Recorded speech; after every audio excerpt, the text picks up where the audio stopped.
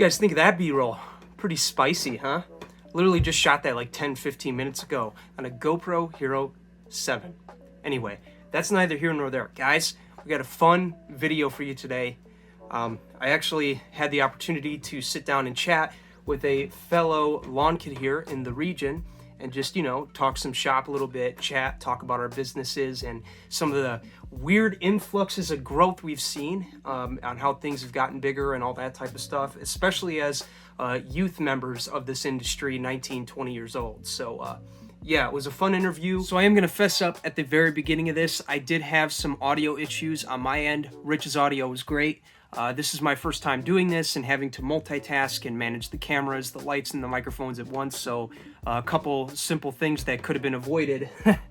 I was just a little occupied. So I might have to find somebody in the future to help me better understand the audio editing and, audio bleed and all that stuff from microphones. So if there's any like audio glitch or anything like that on my end of things, or even Rich's, which is very rare compared to mine, I apologize for it. I hope it's still watchable. And we're going to hopefully do more of these and try to get better. So yeah, with that being said, here is the interview I did with Rich of Doobie Lawn and Landscape LLC here in the region, Northwest Indiana. Let's roll it.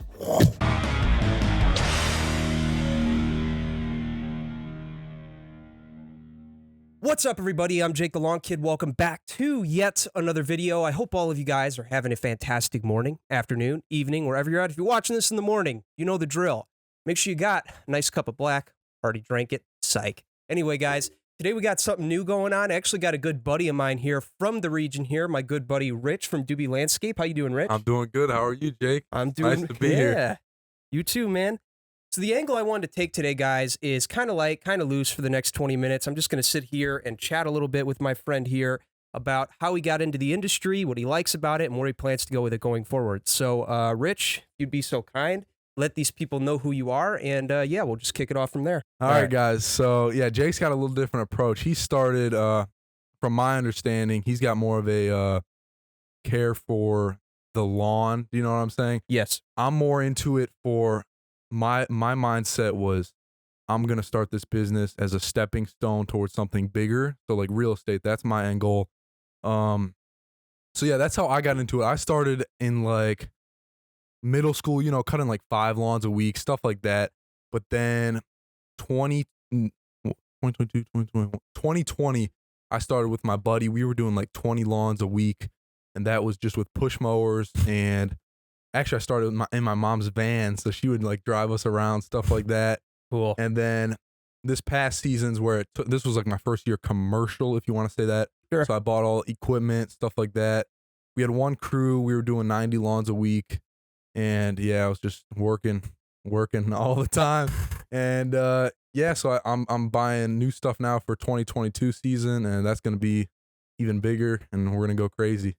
So very cool, man. I'll tell you what, I started exactly the same. My push mower, if you guys have been on this channel, you've seen it. I didn't even have a truck or a trailer. I had to like bungee cord everything to my mower, and I would walk like back and forth end to end to the subdivision. Then my dad drove me around for a while, and then I eventually got a lawn tractor, so I decided to buy a wagon for that. And then, you just build up from there. Sometimes it's luck and who you know, and then you can grow your business that way by saving pennies. So yeah, it's a very interesting industry because everybody can start however they want. It's the beauty of it. So while we're at this, I got to ask you, what's your favorite part of the trade? My favorite part of the trade, I'd say seeing everyone else on like social media. So like Brian's lawn maintenance, I like a lot. I like CNI services. I like watching your stuff. Yeah, I get satisfaction out of buying new equipment too. Like a lot when I first started, and I'd spend $8,000 on like, that's how much my first mower was, like $8,000. I'd get like a empty feeling, like my soul just got sucked from my body. But now I can spend that money and know this is an investment. I'm going to be getting this back. I'm perfectly comfortable doing that as long as I'm not, throwing money out the window. No, absolutely. And, I'm glad you brought up Brian's Lawn Maintenance because he put out a really good podcast episode the other day. I want to say more like the other month, right? but he put out a podcast episode saying, hey, you know, don't be afraid to make those big investments, because when you do that and it saves you time, it gives you more time to be a 9 and a 10, so you can do it for more people in less time. So exactly. Absolutely, I agree with that 100%. So I got to ask you, do you have any like stories of like accidents or funny things that have happened that might have embarrassed you a little bit? Even if you had no shame, like anything funny? We have not off the top of not off the top of my head, guys, but I get really bothered when people like come out when I'm trying to cut their lawn. That's one thing, right? Because I'm in it. I'm trying to be efficient. Yep. And when I got people coming out and trying to talk to me, and that's why I don't really take cash in hand. I'm trying to get in and out as fast as possible. Credit card on file? I don't do that because is there a fee? I might do that this year, but I need to know more about it. Okay, so I'm not going to make a claim or anything, anybody, because I know everybody's more of a banker than I am, but I believe there's like, what, percent? Depends on your banking company, maybe. You guys can clarify that down below. Have a debate about that. It would be a lot of fun. But, yeah, there is a little bit of a fee, but I don't think it's...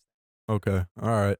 Yeah, but 100... Okay, so if you're making 100 grand, $2,000, that's probably worth it, you say, or what? Yeah? Yeah, I look at it on a much smaller scale. Like, I actually look at... It's funny you look at it that way, because I looked at it as, you know, per the lawn. Let's say you're doing a $35 cut, and maybe the fee is something along the lines of $5 to $2.50. Who knows? Less. Yeah, right? Yeah. Something like that.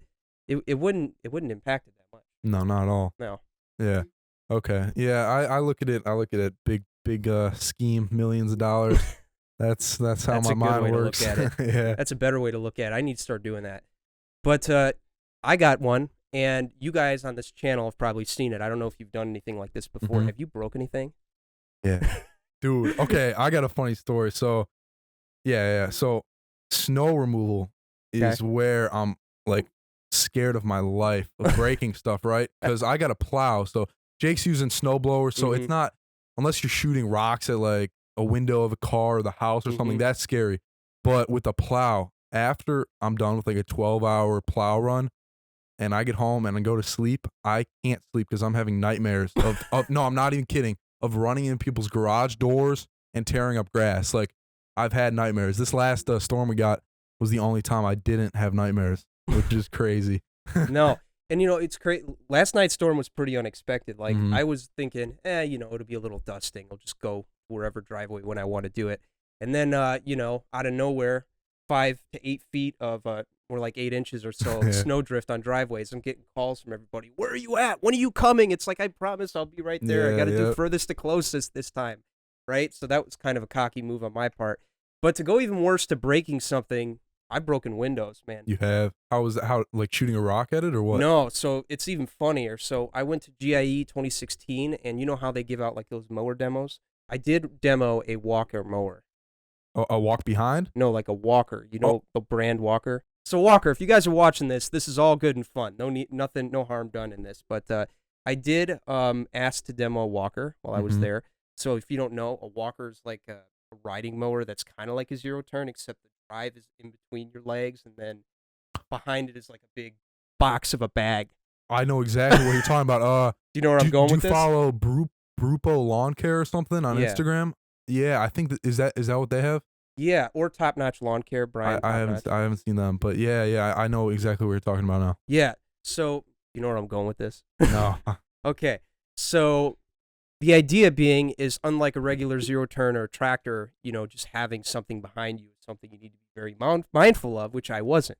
Then, you know, went by a window, turned a little too deep because I didn't know the turning controls, and then wham! Broke the window.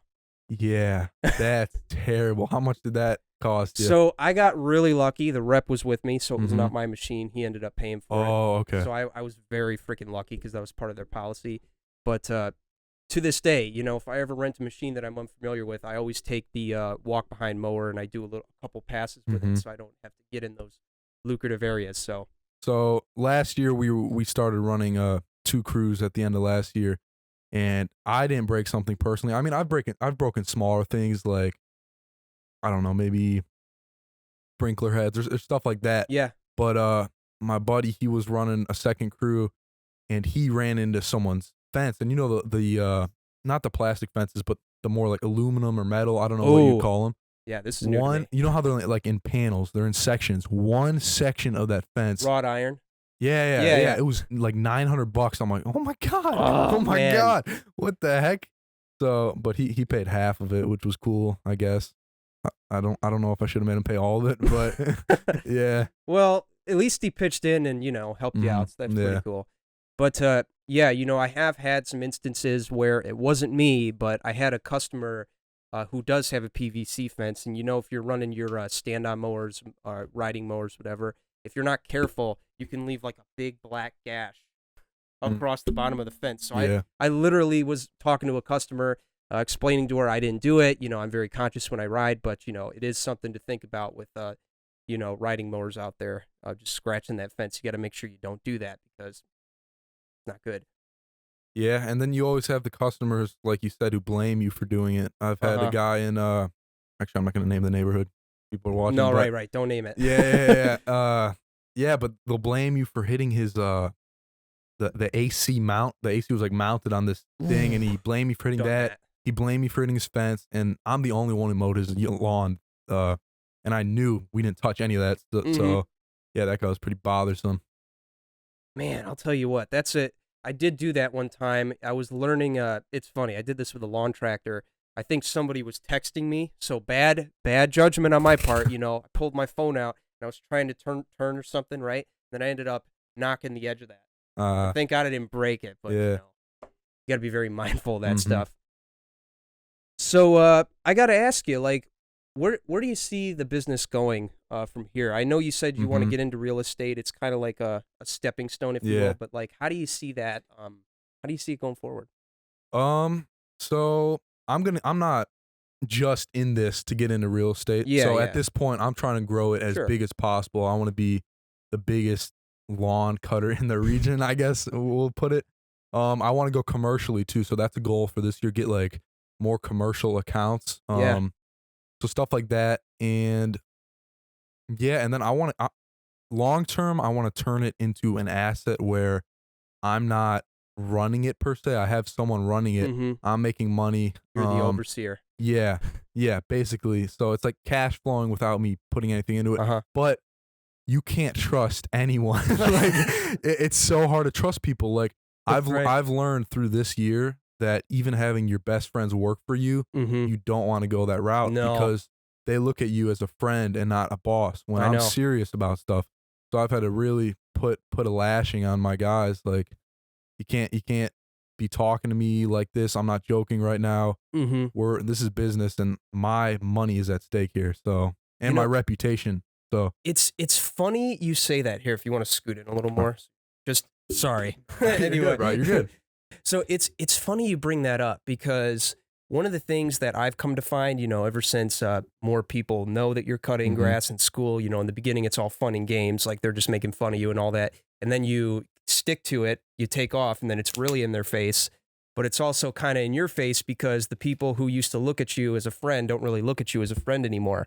They look at you as somebody that they can try and barter a discount off of, and it's kind of sad, but it is what it is. And then when those people do come work for you, I always try to like stay away from that route of having like good friends work for me because, we get into a little disagreement, little argument, whatever. And then, it just ruins the friendship. So I'm not saying it's negative. I'm just saying, sometimes it does, go that route. I posted an ad on Facebook for snow removal workers. Didn't get a bite. Maybe like some of those other platforms like Indeed and some of those other things for this summer at least. Cool. Yeah. So that's awesome, man. I got to say this, it's really something, guys, that I really think you need to consider, especially if you live in your area, you're doing this for a little while. Reach out, get on Instagram, because when you get on Instagram and you start saying, hey, I'm a lawn care business who does this in this area, and then you realize there's like 5 other kids your age that are like, cool, me too, right? And then you all get together, you have fun, you talk trash, and then you also learn some things like, wow, I really didn't know that. I didn't know that maybe I should be charging by the inch for snow removal to make more of a profit, right? Yep. Or like, I didn't know that you cart your equipment that way. So it's really one of those things, guys, that I think is very important. You meet somebody, just really, zone in and become friends and network and learn different things about your area, because I know a lot of cool people too that are trying to push me in the direction that I want to go, which is more of a mow and spray business, right? Like I'm friends with John Pajak. Do you know who John Pajak is? Is he around here? Yeah, he's surprised you don't know these people, man. No, They've all I'm been not, on. I'm not really in the community as much as you are, I guess. That's crazy. Yeah. I'm not really in it as much as other people, so I'm surprised to hear that. But it's funny because, John Pajak, he's a good friend of mine. He lives over here. He's a solo owner and operator of a mowing and fert business. And, again, just finding these people that can help you with certain things that you don't know. So it's really, really cool. So let's get into that. How do you? I know nothing about fertilizer or chemicals. Okay, I'm afraid of messing up people's lawns. I'm not even gonna get into that industry. But let's see. I want to hear your thoughts on it. Okay, so I will say this: it's not for everyone. It's really for the select few that are determined to go through the process. Now, I'm not speaking for everybody. Every state is a little bit different. So check with your local laws and all that. You might have to get a license. Here in Indiana, that is the case. It's really freaking easy. If you're because us young guys, the one thing I love to to gloat about is the fact that our memories are like so good. Like every time I bring Alan here, by the way, Alan Hain, the lawn care nut, I'm like, hey, remember when we shot this 7 years ago on the 15th of August? No, I don't remember at all, right? But I do, right? So one of the things that that's good about having memory like that is when you get the books, you just kind of skim through them and you're like, oh, okay, I'm familiar with this. You write some stuff down, and then maybe like 2 weeks to a month later, you take the test and, you're good at it. So if you're familiar with the lawn industry, it's not that difficult. Yeah, I'd agree. I also think a big benefit of being this young is anyone, like you said, anyone can do this. Anyone can start their own business. It doesn't even have to be lawn care.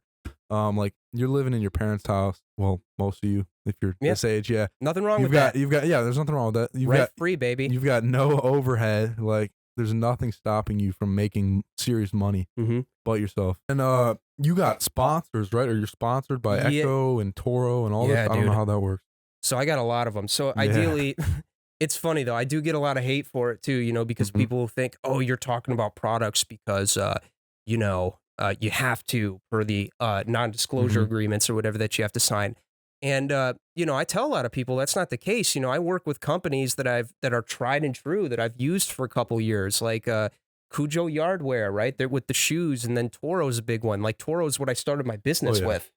And then, Echo and Steel too. So I figured that would make sense. And then, you just message them. Blowers? Yeah. Because Do you use a handheld or a backpack? Oh, dude, I use everything. Really? Like seriously, all my customers are like, dude, weren't you just here with like a backpack the other day? Yeah. So I have an Echo PB90 sent to me by them, and then I also got the Steel BR800 as well as the Echo 2620, the not the PAS, the PB, the handheld. That's blower. the handheld. Okay, so I've never even stepped foot into the handheld. I only have backpacks, so I got the BR800 and the PB. What is it? PB 2620. Is that the backpack? It's the handheld. No, I'm talking about the Echo. The PB9010. The PB9010. Yeah, so I've got that one. Which one do you like better between those two, though? So, guys, I'm going to be honest with you. They're very good for very different situations, okay? So, Steel is very good in the MPH department. You know MPH, the amount of stuff coming out of there, as they have a slimmer tube. Whereas Echo is very good with CFM, cubic feet per minute, right? They have more cubic feet per minute. So, if you're in a situation where maybe you need to get in a lot of tight areas, but you're also doing a lot of land, I think the Steel BR800 is perfect. But if you're also in an area where maybe you have more area and you're looking to move more in less time, I think that's where the Echo comes in. So, yeah, I'd agree with Jake with what he said about the Steel and the Echo. I'm a bigger guy, so I use the Echo, and then I'll have like one of my crew members use the Steel. I can see that. More compact, a little smaller. But yeah, for fall cleanups, I like them both. I'm also, the mounts you can put on the mowers and put a big blower on there. I'd like to look into that too, because I've seen people using that on Instagram and stuff. That looks pretty cool. No, that is pretty cool. And I will say I've always wanted to get a stand-on for sure, because when I do leaf cleanups for people, I hate having to walk. You know what I mean? Especially if you get like an acre-sized property, and you can't sit on a zero turn and blow with a backpack. Just not practical. But yeah, I've always wanted to stand on for that reason. So Ferris, where are you at? Seriously, I do work professionally with Ferris. Okay. We got some stuff in the works, guys. Stay tuned for that. But anyway, cleanups, it's very interesting. Like all this stuff you learn about different types of blowers for different types of situations, and just figuring out what works for you. It's pretty cool. So I got to ask you, what's your workflow when you're mowing lawns? Like, I know you got big crew out there. Like, how do I tackle each lawn, or what?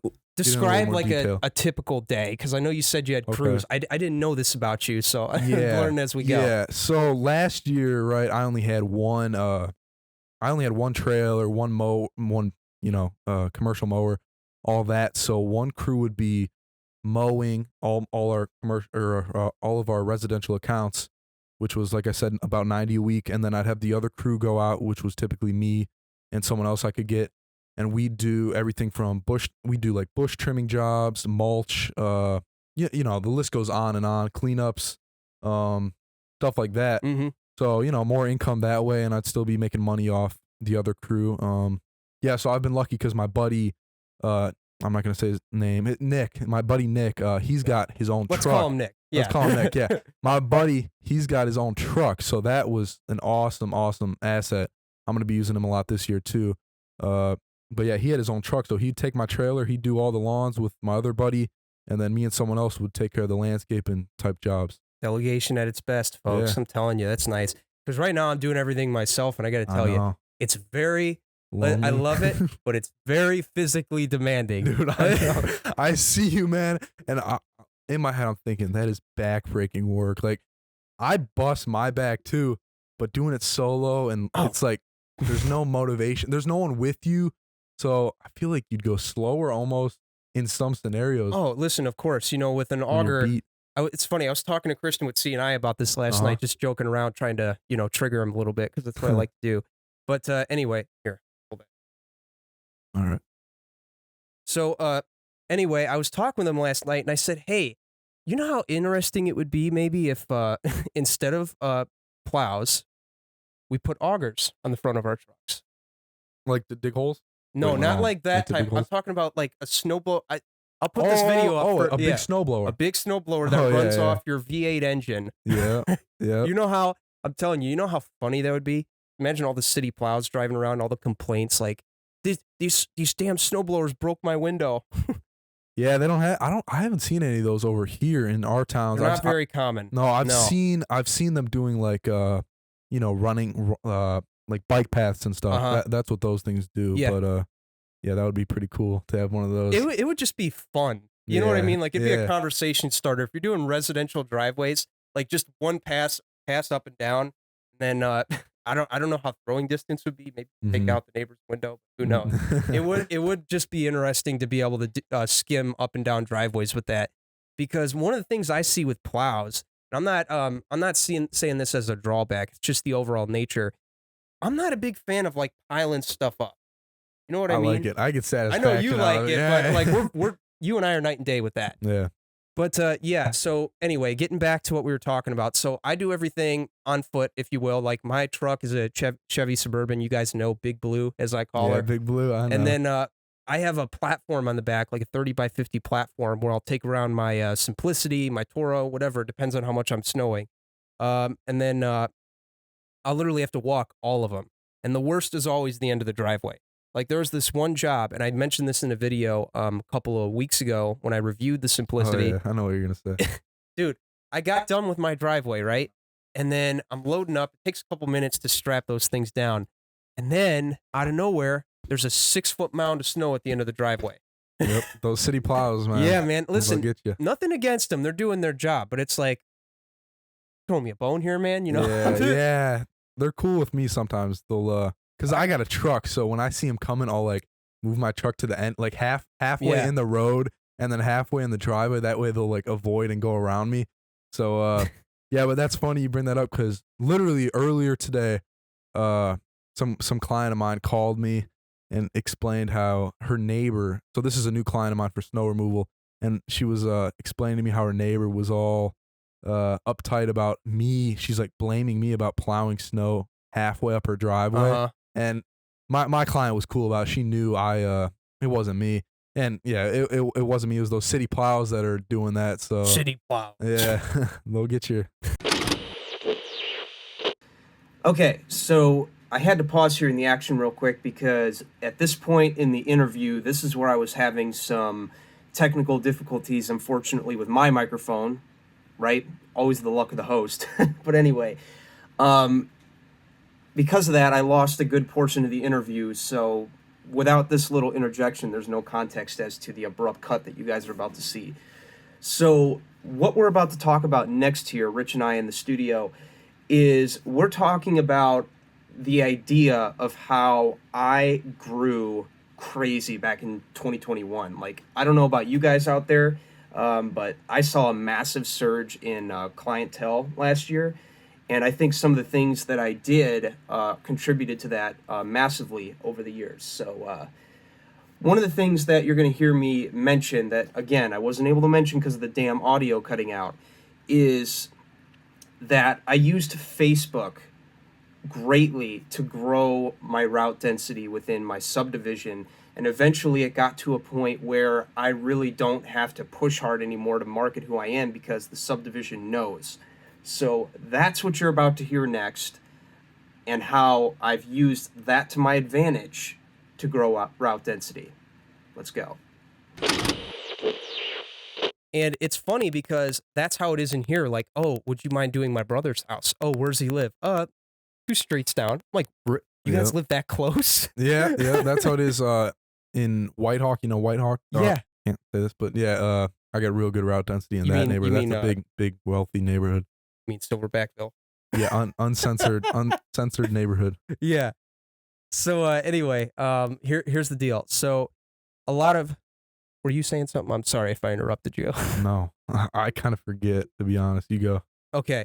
So anyway, as I was saying, a lot of my leads come from Facebook, and because of that, I'm able to build a dense route in my neighborhood. So what I would do is I would just put it on Facebook, like, hey, you need your lawn cut, call JTLK Turf, call JTLK Turf something, and then put up a picture of my work, my stripes, and all that. And then from that, I would probably get like 5 clients within that month. Definitely your neighborhood. That's where I recommend a lot of people start, is your neighborhood Facebook group. And in just doing that, I was able to, pick up 22 people in the subdivision over the last 7 years. And then eventually it gets to a point where it's like, you still want to keep marketing, but it's almost like you don't have to. Yeah. Because what ends up happening is, like, without you putting the word out there, the neighborhood already knows who you are. Like, I have people in the subdivision who will ask questions on the Facebook page before I can even get to them, and they'll be like, hey, anybody you know who mows lawns, is reasonable, and all that type of stuff, yada yada. That's all the stuff they ask for, right? And then there'll be like 8 comments saying, oh, Jake, we love him, we know Jake TLK, go to him. And then from that, 5 lawns in 1 year. So it's just that, you do good work, you put your name out there, word to mouth, and then the customers do the marketing for you. It's all backwards, but it's awesome.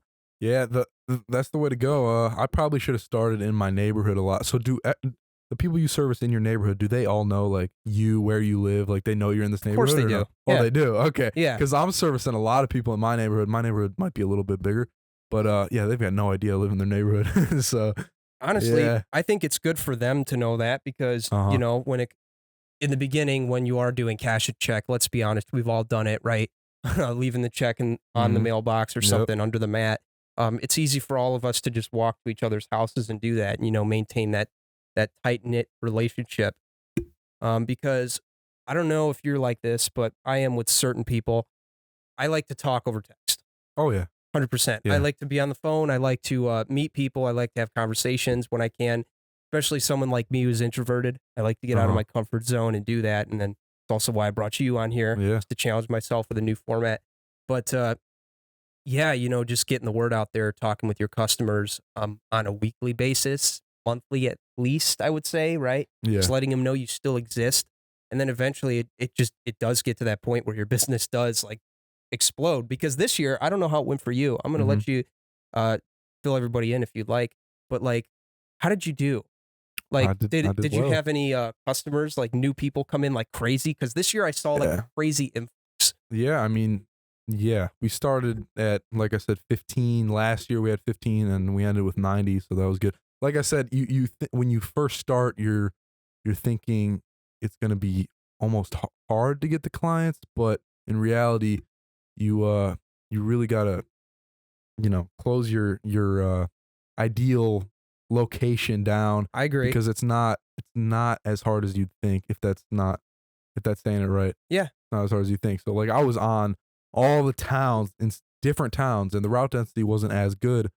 But I was getting customer after customer after customer after customer. So the first week when we started marketing in, April, what I don't like is people will wait till like beginning of May and they'll call you. That's how and it then is, they though. they'll have this overgrown lawn. We made a lot of money that way, but it is the worst thing. It's a nightmare. It is a nightmare. Dude, I've got some pictures. It's bad. If you want to send them to me, I'll put them up here. Okay. If they're okay with it, obviously, I'll put that in. For sure. But yeah, I've definitely had jobs like that pop up. It's always the last minute text, like, and they're not looking for anything long term. They're just looking for a cut, and then they'll call you again in 2 months when it's fall again, which I don't like that, by the way.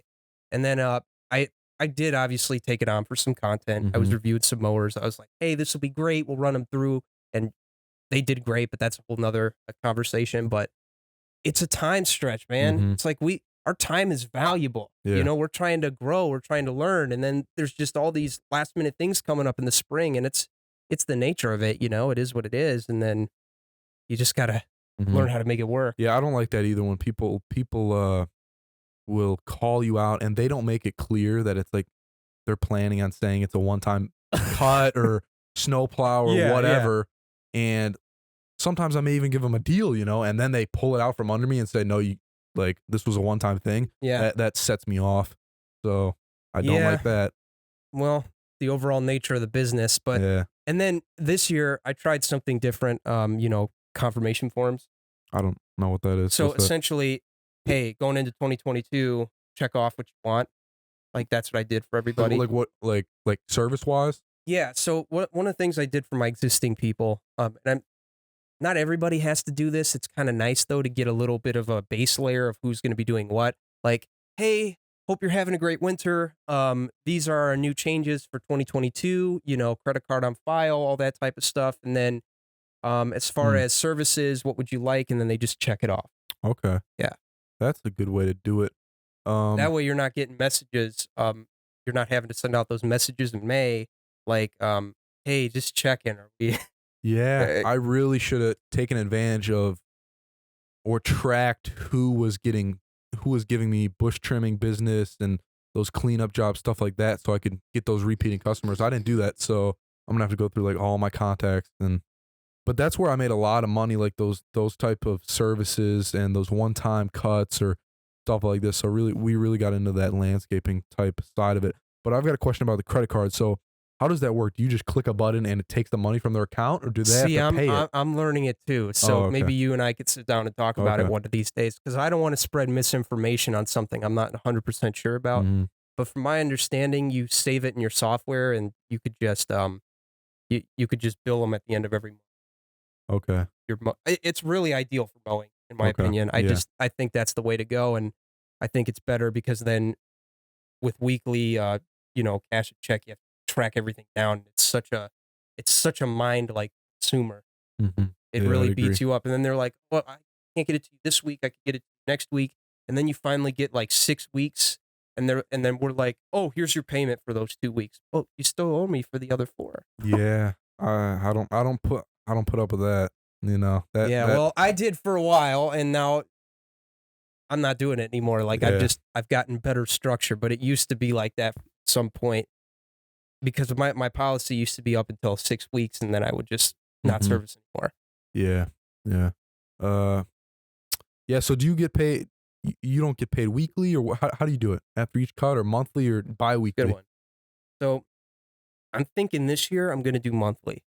Now everybody's got their opinions on weekly versus monthly. I'm not saying it's the best, right? But what I'm saying is, for someone like me, with what I'm doing, like editing these videos, doing the lawns, and then making videos for other channels, I don't want to have to worry about it so much. You know what I mean? Whereas at the end of every month, we could take a look at it. Like, okay, we mowed 3 times this month because we skipped a week with it being hot and dry. I don't know if you do that, but I do skip some people sometimes. I do, yeah. You've always got the people Yeah. trying to get skips though when they clearly don't need a skip. Do you ever get that or no? Absolutely. Those people, I'm going to be honest, I drop them. Oh yeah, because they weren't going to stick with you anyway. 100%. Yep.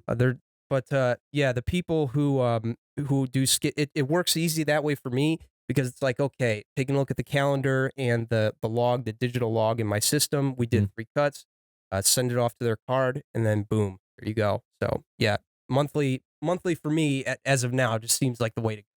Yeah, I like that.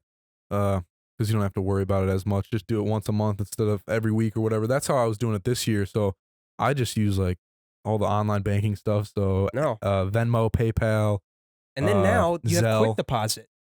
Is that Zelle? What's quick deposit? So like the banking app. Like depending on who you bank with, I'm not going to disclose that, but like you can quickly take a picture of a check and it just goes right in. Oh yeah. That's how I do my checks too. That's awesome. It's the easiest thing to do, except one of the rookie mistakes I would make is I would wait until I get home and then, you scan the check or sometimes you forget about it. And then sometimes the check doesn't clear and all that type of stuff. It's just checks. Yeah, you got to save the checks.